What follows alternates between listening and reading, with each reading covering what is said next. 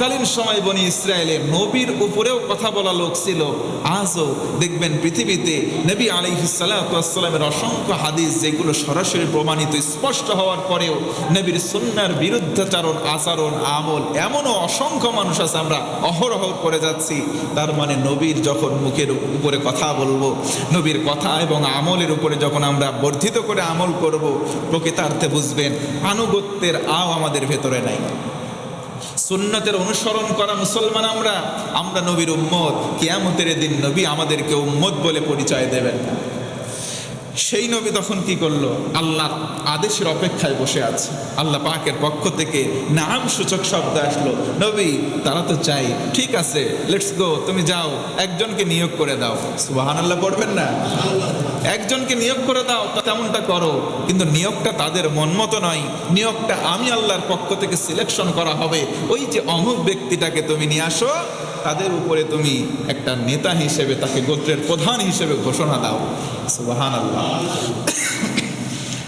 যাকে ঘোষণা করা হলো ওই জনপদের ভিতরে গরিব ক্যাটাগরির মধ্যে পড়ে, ধনাঢ্যতা বেশি নাই, কায়িক সেভাবে দীর্ঘকায়ী নয়, শরীর স্বাস্থ্যও বেশি ভালো না, কিন্তু গরিব হওয়ার ফলে তাকে আল্লাহর পক্ষ থেকে ঘোষণা দেওয়া হলো গোত্রের প্রধান হিসেবে তাকে মেনে নাও। এইবারে নাক সিটকানি লোকের পরিমাণ আরও বেড়ে গেল। নবী তুমি তো একরকম ছিলা, তোমাকে মানতাম, কিছু লোক তোমার প্রতি আস্থা ছিল না, এজন্য নতুন নেতাকে চাইলাম। এমন নেতা দিলা যেই নেতা গরিব পর্যায়ে, যেই নেতা দিলা গরিব পর্যায়ের। নবী আলাইহিস সালাম তখন চুপ করে বসে থেকে উত্তর দিলেন, প্রত্যুত্তর করলেন, তোমরা এসে যে কথা বলছো এই কথার উত্তর হচ্ছে এই নির্ধারণ, এই যে সিলেকশন, এটা আমার পক্ষ থেকে হয় নাই। অতএব এই নেতৃত্বকে আর ঘুরানোর সুযোগ নাই, পরিবর্তন করার সুযোগ নাই, কারণ সরাসরি ঐশী আদেশের মাধ্যমে একে সিলেকশন করা হয়েছে। সুবহানাল্লাহ। এবার ওই সমস্ত লোকজনদের ভিতরে চুলকানি বেড়ে গেল, না কেমন হলো, চাইলাম আমাদের মন মতো। সবসময় মনে রাখবেন নেতৃত্ব নিজেদের মন মতো হয় না।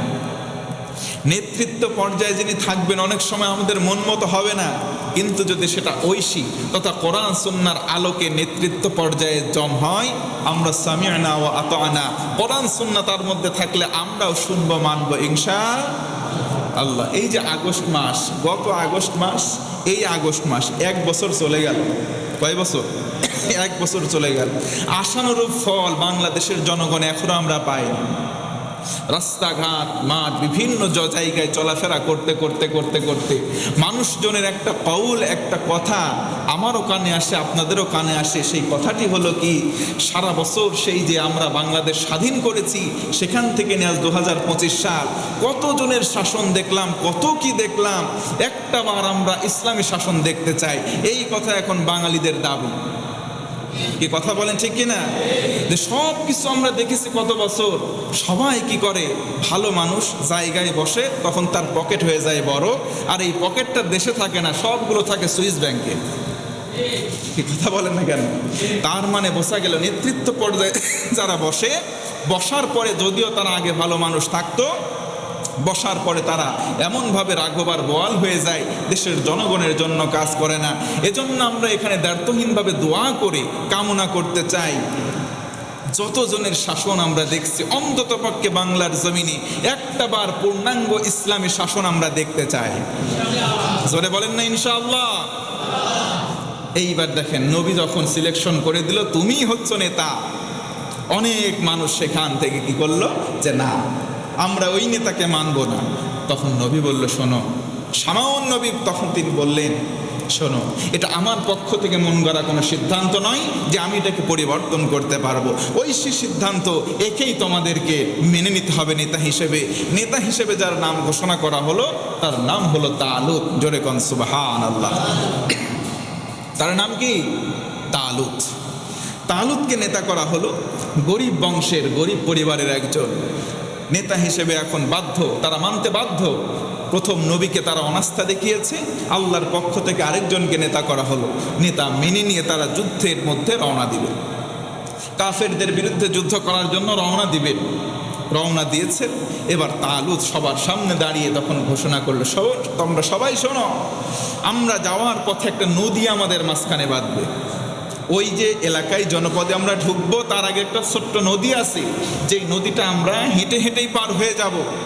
সেখানে পর্যাপ্ত পরিমাণ প্রবাহিত পানির ব্যবস্থা আছে, কিন্তু শর্ত হচ্ছে সেখানকার পানি কেউ পূর্ণ মাত্রায় তৃষ্ণা নিবারণের জন্য পান করতে পারবে না। এটা হচ্ছে তোমাদের জন্য পরীক্ষা। কি পরীক্ষা? ওই নদীর পানি কেউ পূর্ণাঙ্গ মাত্রায় তৃষ্ণা নিবারণের জন্য পান করতে পারবে না। আল্লাহ পাক সে কথাটাও বলে দিয়েছেন কোরআনে কারীমের মধ্যে। একটা পরীক্ষা তাদেরকে দেওয়া হলো, তোমরা পার হবা যখন, অনেক দূর হেঁটে হেঁটে যাওয়ার কারণে ক্লান্তি চলে আসবে, তৃষ্ণা পাবে, কিন্তু ওখান থেকে একটু পরিমাণে পানি যারা পান করবে তারা ওটার আওতা মুক্ত থাকবে। অতএব পরিপূর্ণ তৃষ্ণা নিবারণ যারা করবে তারা সেখান থেকে ফারেক হয়ে যাবে। যাওয়া শুরু করলো, যেতে যেতে যেতে যেতে যখনই সেই জনপদের কাছাকাছি চলে আসছে, নদীর মধ্যে পা, তাদের ভিতরে বেশিরভাগ মানুষ সেখান থেকে তৃপ্তি ভরে পানি পান করলো, আর কতিপয় মানুষ পানি পান করে নাই, আর কিছু মানুষ হালকা পানি পান করছে। আল্লাহ তাআলা আয়াত স্পষ্ট করলেন যে ওই অধিকাংশ মানুষগুলোই ভ্রষ্টতার মধ্যে নিমগ্ন হয়ে গেল। একটু আওয়াজ করে বলি না আউযুবিল্লাহ। তার মানে এখান থেকে শিক্ষা হয় এটা, আমাদের সামনে স্পষ্ট হালাল এবং হারাম স্পষ্ট আছে না নাই? একটু আওয়াজ দেন, আছে না নাই? আমাদের সামনে স্পষ্ট হালাল আর হারাম জানার পরেও অধিকাংশ বাঙালি মুসলমান আমরা হালালটাকে গ্রহণ না করে হারামের দিকে আকর্ষণ আমাদের বেশি। অধিকাংশ মানুষগুলো আজকে হারামের সঙ্গে নিমগ্ন, হয় প্রত্যক্ষ অথবা পরোক্ষভাবে। দেখবেন আমরা হারামের সঙ্গে সম্পৃক্ত আছি, অথচ যারা সংখ্যায় কম হবে তারাই হবে আলটিমেট সাকসেস, তারাই হবে আল্লাহর পক্ষ থেকে রহমত প্রাপ্ত বান্দা। আরেকবার বলুন না সুবহানাল্লাহ।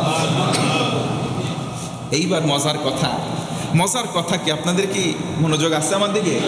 তাহলে ওই যে লোক কারা, এরা কিন্তু মারা গেছিল একবার, মনে আছে তো আপনাদের? আল্লাহর পক্ষ থেকে নবীর দোয়ায় আবার জীবন পেয়ে তাদের আল্লাহর আদেশ মানতে বাধ্য করা হয়েছে, তারা যাচ্ছে। যেতে যেতে যেতে যেতে তাদের আর্গুমেন্ট দেখছেন, নবীর কাছে বলল তোমারে আমরা ভাল লাগে না, আরেকজন নেতা দাও।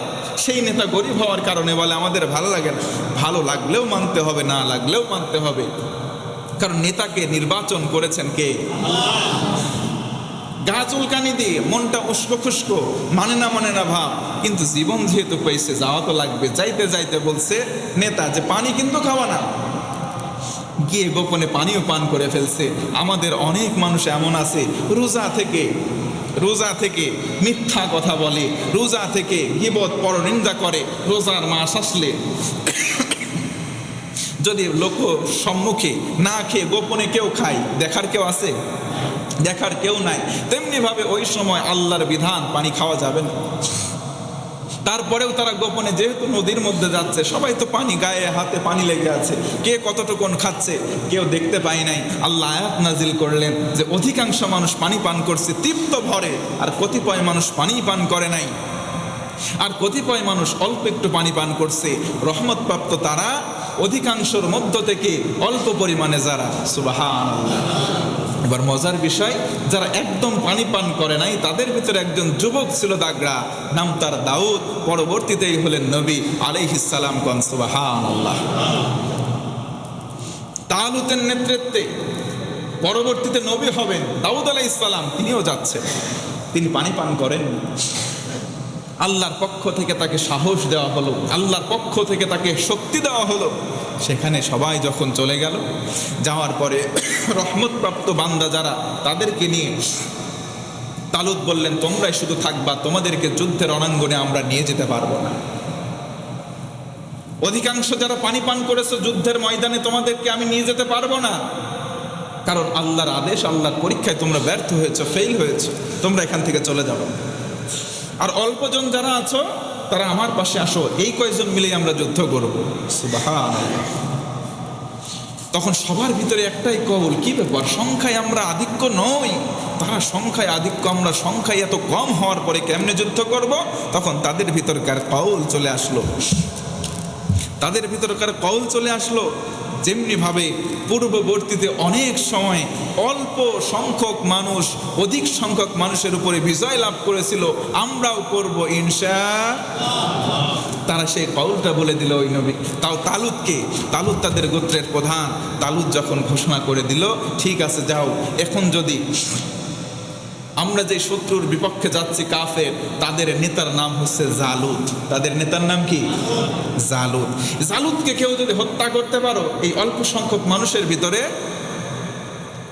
জালুতকে কেউ যদি হত্যা করতে পারো এই অল্প সংখ্যক মানুষের ভিতরে, আমাদের দেশের যে আরেকটা রাজা আছে, তালুত তৎকালীন গোত্রের প্রধান, আমাদের দেশের যে আরেকটা রাজা আছে, ওই রাজার রাজ দরবারের অর্ধেকটা তাকে লিখে দেওয়া হবে। আর ওই রাজার সুন্দরী একটা সুশ্রী মেয়ে আছে, আল্লাহর প্রতি বিশ্বস্ত, ইমানদার, মোমেনা, তার সঙ্গে ওই যুবককে বিয়ে দেওয়া হবে। সুবহানাল্লাহ।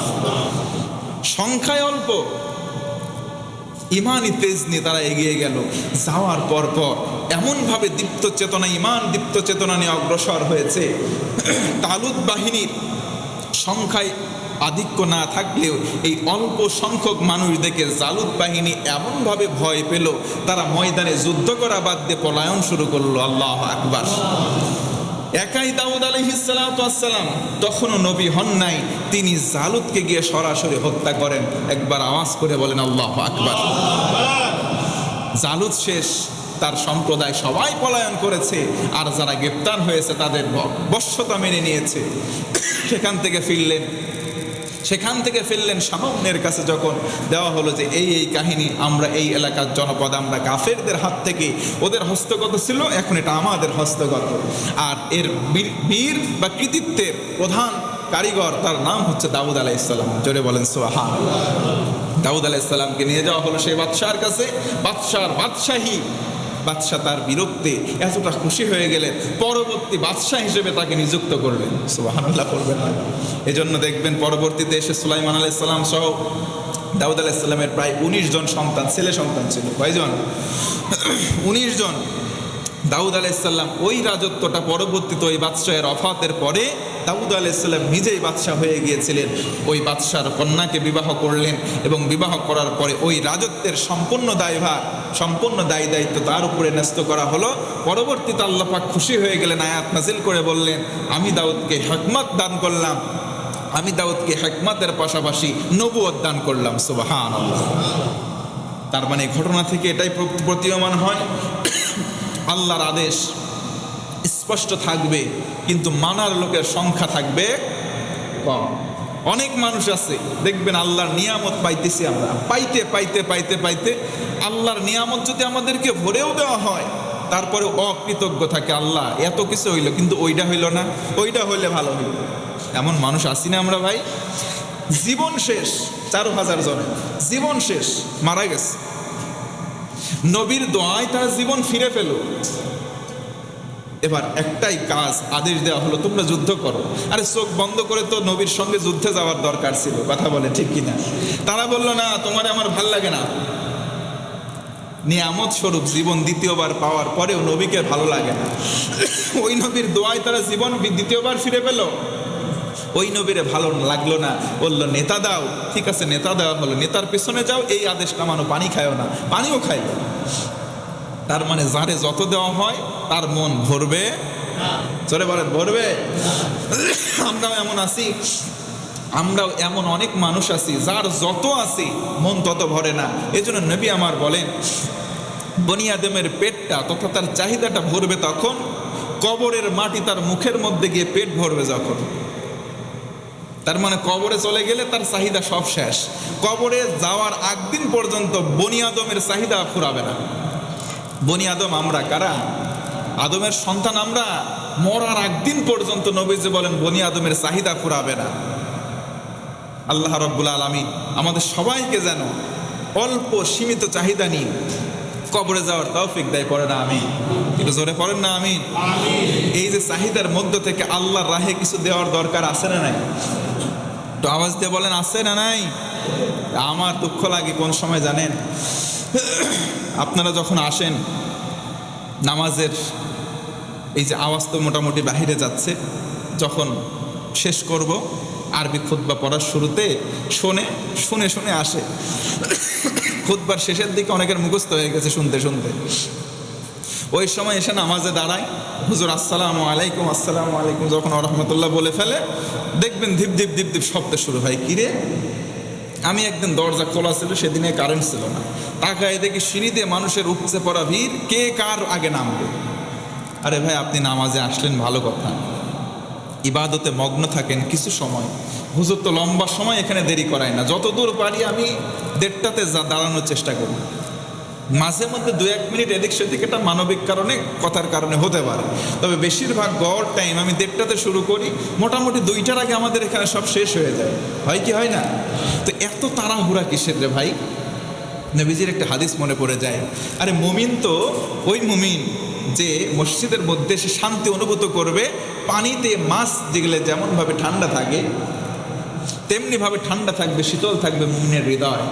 আর ওই মাছ যেটা পানি থেকে বের হয়ে রাস্তায় ছটফট করবে, এটা হচ্ছে মুমিনের খাসলাত হবে, যে আমি মসজিদ থেকে যখন রাস্তায় গেছি ছটফট করবে, কখন আবার মসজিদে যাব, কখন আবার মসজিদে আসবো, আসলেই আমার হৃদয়টা শান্ত হবে। মুআল্লাকুম বিল মাসাজিদ, নবীজি বলেন 7 শ্রেণীর মানুষ কিয়ামতের দিন আরশের ছায়ার নিচে অবস্থান করতে পারবে, সুযোগ পাবে, যেদিন কোনো ছায়া থাকবে না ওই ছায়া ব্যতীত।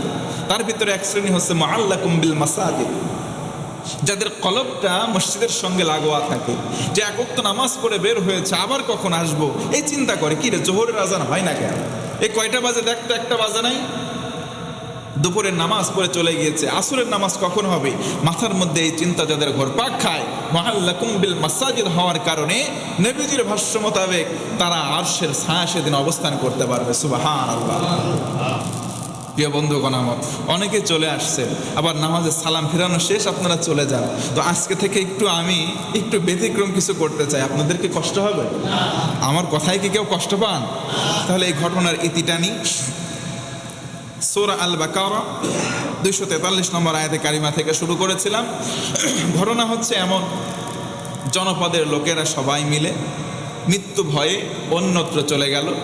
সেখানে যাওয়ার পরে আল্লাহ আদেশ দিলেন, 3 জন ফেরেশতা আসলো, এমন একটা আওয়াজ দিলেন, সবাই মারা গেল। আরেকজন নবী পাশ দিয়ে আসছেন, কিন্তু সবাই তো গজবে মারা গেছে, দোয়া করলেন, সবাই আবার জীবিত হলো। আদেশ করা হলো, পার্শ্ববর্তী এলাকায় যাও, যুদ্ধ করো। জীবন ফিরে পেয়ে তারা বলে, তোমার আমার ভাল লাগে না, আরেকজন নেতা দাও। নেতা দেওয়া হলো। এরে দিলে তো গরিব, একেই মানতে হবে, ঠিক আছে যাও, এই কাজ কইরো না। ওই কাজে বেশি মানুষ করলো, অল্প সংখ্যক মানুষ নিয়ে নেতা হিসেবে সাহসী ভূমিকা পালন করলো দাউদ আলাইহিস সালাম। কাফেরদেরকে শেষ করা হলো। সেখান থেকে চলে এসে দাউদ আলাইহিস সালাম নেতৃত্ব পেলেন। একবার বলুন সুবহানাল্লাহ।